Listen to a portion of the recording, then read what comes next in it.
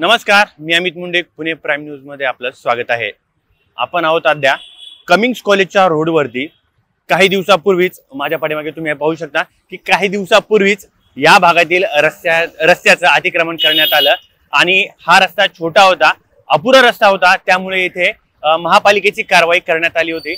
आणि या दरम्यान रस्ता जो छोटा होता, आता रस्त्याची म्हणजे साईज सुद्धा वाढलेली आहे। तुम्ही पाहू शकता की रस्त्याचं रुंदीकरण करण्यात आलं, परंतु रुंदीकरण असून सुद्धा इथे हा रस्ता रुंदीकरण झाला असून सुद्धा हा रस्ता फक्त पार्किंग साठी वापरला जातोय। प्रामुख्याने तुम्ही पाहू शकता की ह्या ज्या पार्किंगच्या ज्या गाड्या आहेत, सर्रासपणे नागरिक इथे पार्किंग करतात। तिथे समोर हॉटेल, छोटे दुकानं आहेत।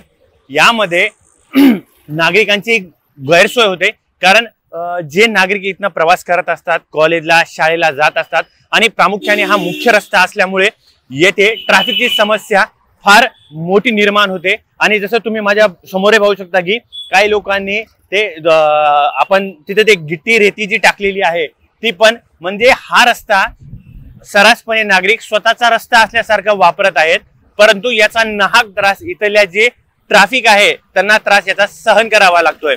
कारण हा मुख्य रस्ता असल्यामुळे या रस्त्याला 24 तास वर्दळ असते। सकाळी ऑफिसच्या टाइमला आणि सायंकाळी ऑफिस सुटल्याच्या नंतर इथे अक्षरशः ट्रॅफिकचा फज्जा उडालेला पाहायला मिळतो आपल्याला। एकंदरीत आता यावरती महापालिका काय निर्णय घेणार हे पाहणं महत्त्वाचं ठरणार आहे। आणि दुसरं मुख्य कारण म्हणजे इथे जे हातगाडीचे छोटे छोटे स्टॉल लागलेले आहेत, त्यामुळे इथे ट्रॅफिकचं प्रमाण जास्त वाढलेलं आहे। आणि दुसरं एक कारण त्याच्यामध्ये असं आहे की हा सगळा स्टुडंट एरिया आहे आणि त्यामुळे स्टुडंटची इथे जास्त गर्दी असते आणि हे जे छोटे छोटे स्टॉल घेऊन जे रस्त्यावर बसतात, त्यामुळे ट्रॅफिकचा मुद्दा ऐरणीवर आलेला आहे। आता नेमका पाहूया याकडे महापालिका काय करणार आहे। कॅमेरा पर्सन सोबत अमित मुंडे, पुणे।